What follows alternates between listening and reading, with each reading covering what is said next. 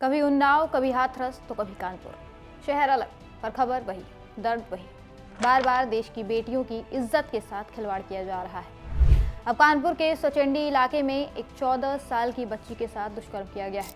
वो 14 साल की मासूम जो कक्षा 7 में पढ़ती है, घर से शौच के लिए निकली थी। क्या पता था कि वो घर लौटेगी तो टूटकर बिखर कर। उसे नहीं पता था रास्ते में उसे रक्षक के रूप में भक्षक मिल जाएंगे।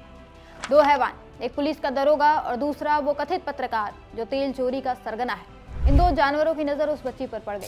इन्होंने पहले तो उसे स्कॉर्पियो कार में घसीटा, फिर 2 घंटे तक उसके साथ हैवानियत करते रहे। बच्ची रोती रही, चीखती रही, लेकिन वो राक्षस नहीं रुके। जब बेहोश हो गई तो उसे घर के बाहर फेंक कर भाग निकले। भाई को पता चला तो दौड़ा दौड़ा गया पुलिस के पास, लेकिन पुलिस वो तो खुद का बचाव करने लगी। कार में दरोगा होने की बात सुनकर रिपोर्ट लिखना तो दूर की बात, उल्टा भाई को थाने से भगा दिया।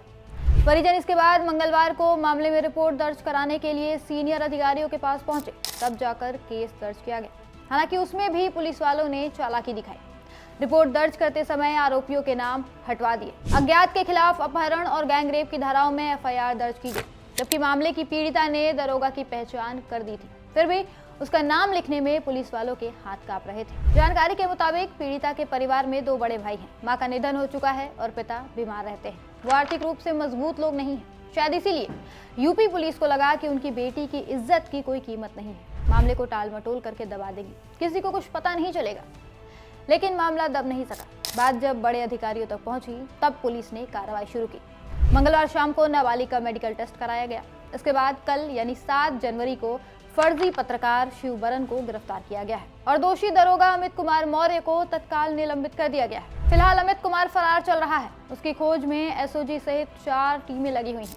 इसके अलावा एफआईआर दर्ज करने में लापरवाही बरतने पर डीसीपी दिनेश चंद्र त्रिपाठी भी हटाए गए हैं और इंस्पेक्टर विक्रम सिंह को सस्पेंड कर दिया गया है। ये भी जानकारी सामने आई है कि जिस स्कॉर्पियो में गैंग रेप हुआ वो दरोगा अमित मौर्य का है। पुलिस कह रही है कि जल्द ही उसे ढूंढा जाएगा और बच्ची को न्याय दिलाया जाएगा, लेकिन इस पर अब यकीन करना मुश्किल लग रहा है।